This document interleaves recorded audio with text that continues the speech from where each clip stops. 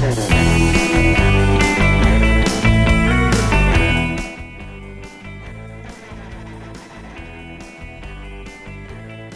welcome back.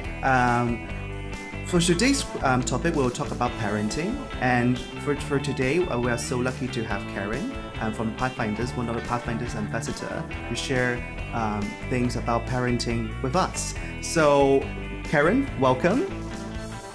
Can you hear me? Hi, welcome everyone. Hi. Right. So, Karen, would you like to share a bit about yourself first to our audience? Good day everyone. So my name is Karin. I'm also a Pathfinders ambassador. I joined Pathfinders last 2021, and I'm so happy to be with you all today. Right. So Karen, like I think you are a social worker as well as a migrant domestic worker. So why did you choose to be a social worker at the first in the first place, and then what makes you choose the path to become a migrant domestic worker in Hong Kong? All right. So before I'm also an education student, and I want to educate people. One of the reason also is I want to go to the community, and that's why I choose being a social worker. And I also become a migrant worker because at the time when I applied for a job in the Philippines, I'm really I didn't have find a job, and so I applied as a migrant worker that was in Lebanon at the time. Right. Wow. So you went to Lebanon during like the early 2000s? Yes, the 2001. Right. So I heard you are a mother of two. So when you first give birth to your kids, your first child? I had my first child before going to Lebanon, and he was 1 year and 3 months at the time. So you left him quite young, like when he was quite a kid, when still a child. So what's your emotional back then? I think when you are prepared, physically and emotionally. Of course, as a mom, separation from your children is very difficult. But when you have plan and your purpose, why you went abroad, then it will helps. It will really helps me to overcome the boredom or the home. Homesick. I don't know. Homesick, yes. Yes, homesick, yes. Yeah, homesickness. But of course, your love and your care from your children for your children is always there, and you think them and you think your family every day when you are away from them. So do you have any, like anxiety issues, or even you are scared that, like when your child's up and you're not there with your kids, how would you, like to solve this issue of this unhappiness of you're not being there with your kids, because like you have to spend quite a long time in a foreign country, and you mentioned that you can only call home once a month, which is ridiculous. Yeah. Because before going abroad, it's not because I just want to go abroad. Right. Okay, so before going abroad, you need to plan it, and it's good that I have a good relationship with my husband, and of course we talk about it, why I need to go abroad and what is the purpose of going abroad, so that that's one thing I hold on to, so I can focus on my job and while dealing also with my family. Of course, anxiety is there, the homesickness is there, but you can beat that feelings when you are busy thinking of what I will do in the future, what project I need to do it. There is no a gap of there's no emotional gap between like, oh, I want to go home, like, I want to stop this work. But there is no like that. It drives it drives me to do work and do good about my job, because I'm thinking of what I will do in the future, what project I need to do with my family, so we can rise up from that being poor and being without nothing. When you start the family, you don't have nothing. That's why you need to work hard. It really helps me to do good more about my job and stay at work. Right. So you mentioned one good thing: self-determination. You have to have self-determination in order to know what's your future. Because you never know what your future holds, and then you have to be prepared. You have to be well planned. And if you're well planned, you think of your kids, then those questions and anxiety will it might alleviate, but Can manage. I can manage. I think manageable would be a better word. Manageable. Yes. Oh, so you also mentioned about your husband. So, because like most of our listeners here are migrant domestic workers who have family back home, or even they have their first child, as maybe they are similar to you.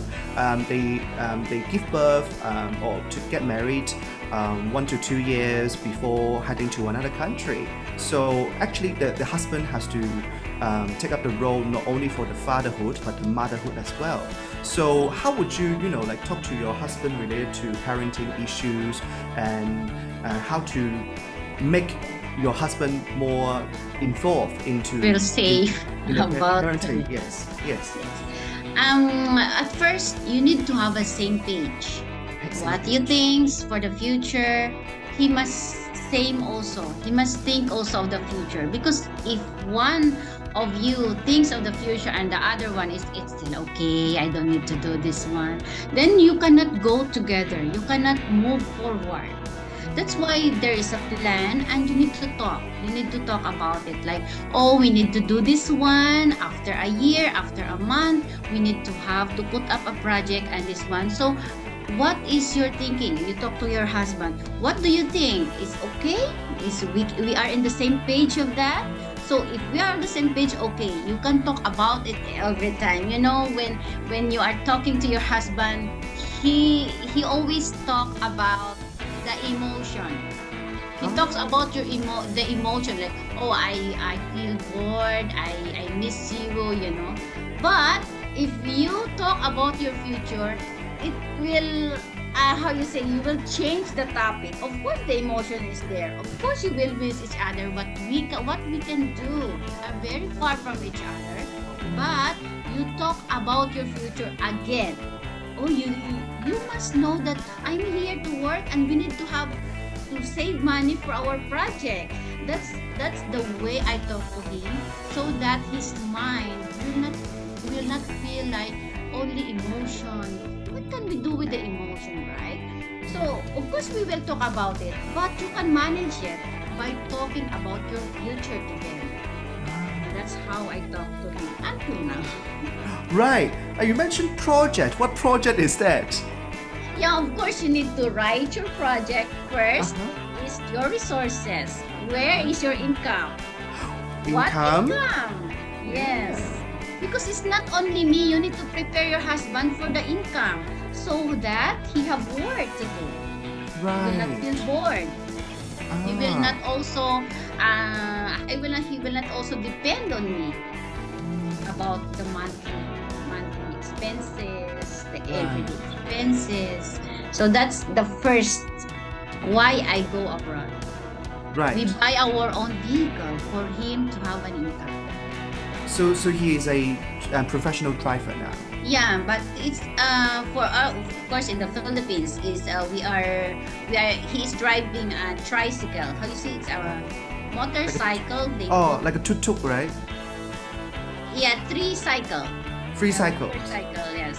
Have Ah. I don't know. They understand that one. Yeah, they will understand. Tricycle. Yeah. Right. So I think like that is important because you have to have on the same page. You have to find a middle ground related Yes. to like you mentioned income, for example. But Yeah. say if First.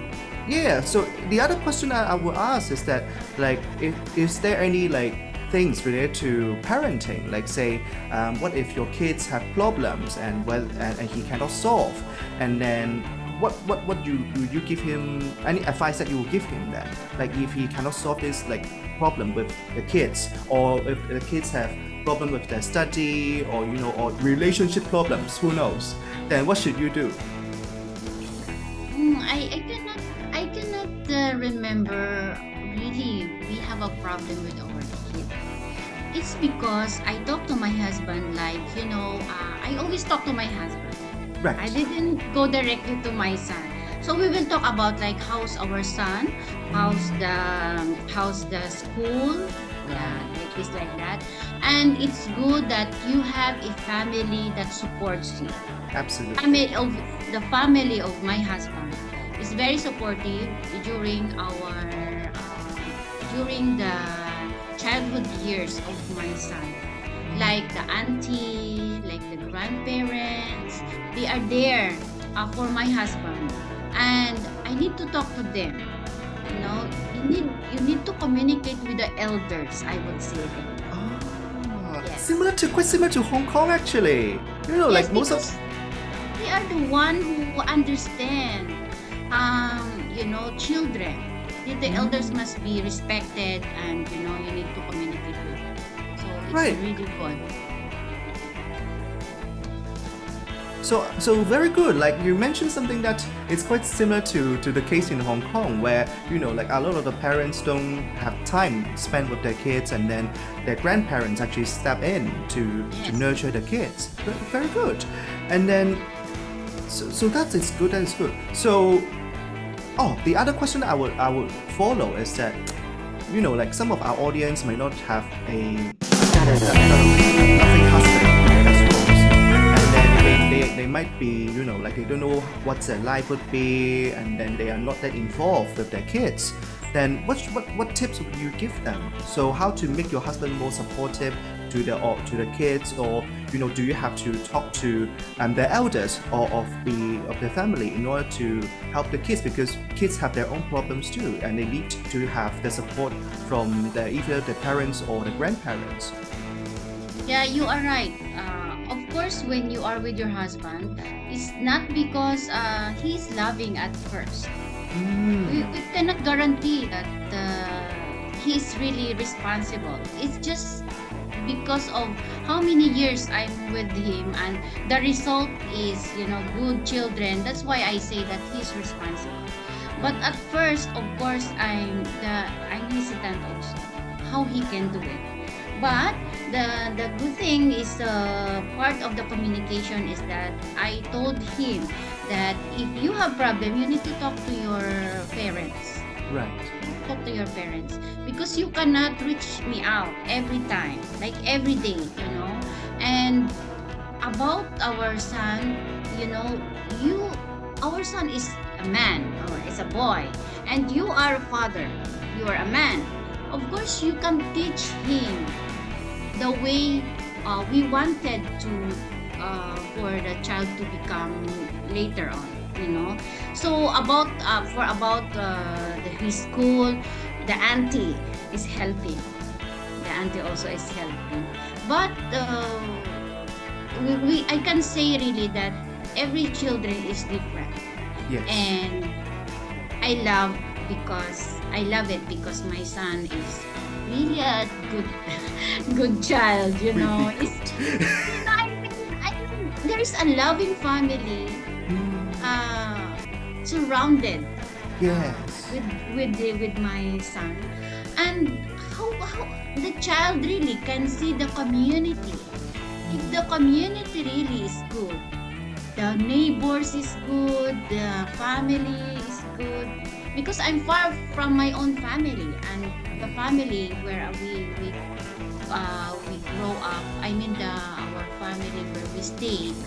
I stayed with the family of my husband. I mean I'm in the community, Right. surrounded by his family. So the support. There is still the saying of the family that family that support each other. Mm. They are not fighting about anything. I mean, they are supportive. That's why I'm very thankful that you need to know your husband's background. I Yeah. think Oh, that's good. That's good. yeah, because at first I saw I saw my husband, very responsible family. I mean, Ah, at young age he already worked and helped his family. So I'm thinking in the future he will be like this. He will right. be a good father. He will be good children. Plus, with the support of the family. So your children will grow up really that have Right. a good community, which is I So think everyone will think about it. You need to have a good family, a community surrounded. So it's a like choosing the right husband. It's like choosing the entire package, not Yes, only the must person. be. I Yeah. think so. That's what I think.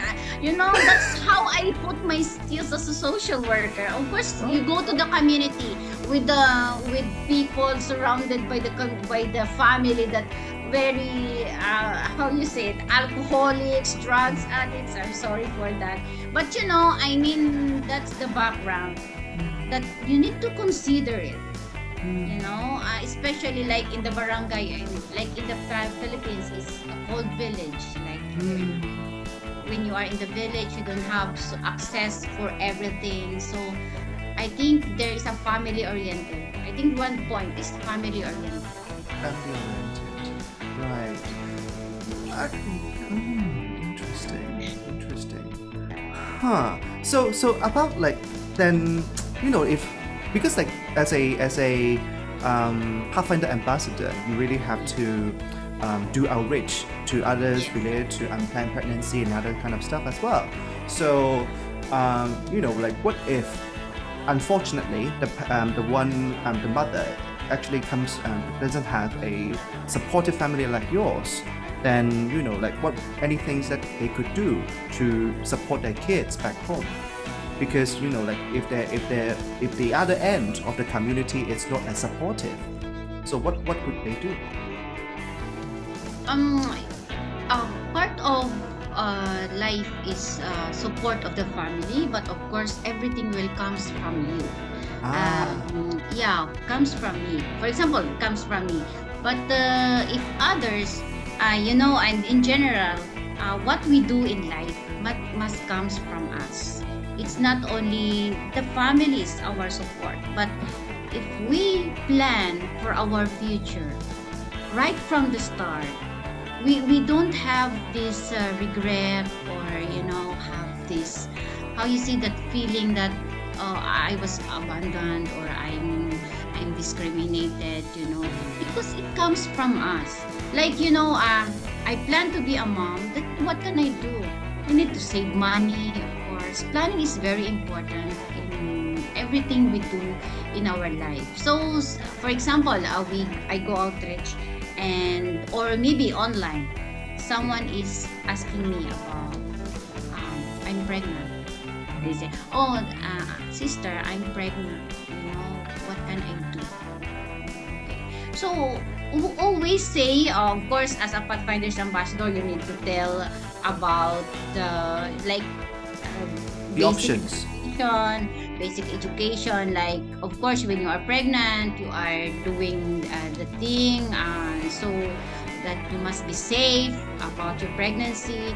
It's not about why you get pregnant. How come you become pregnant? It's not about that. It's about the safety of the migrant worker and the child, where of course the emotion there will be part of the discussion is what is your plan? So it's all about the migrants. It's not about me or the situation that she can consider my situation about the family support. The family support is only there when you know what do you want to do, because it's your plan. It's what do you want to do now that you are in that situation, and then you can support her about what she can do, and that's how you act, because I cannot act from her situation. I mean, I cannot act how you say it? Act on her behalf or Oh, choose for act on her. her behalf, yes. Because I don't know what is her plan. So it's all Yes. about her plan. All about her. Right. So I think you mentioned a very good point that we are here just to help, like as ambassador, as educators, we're just here to let you know your options, and then you are the one to have to make the decision yourself.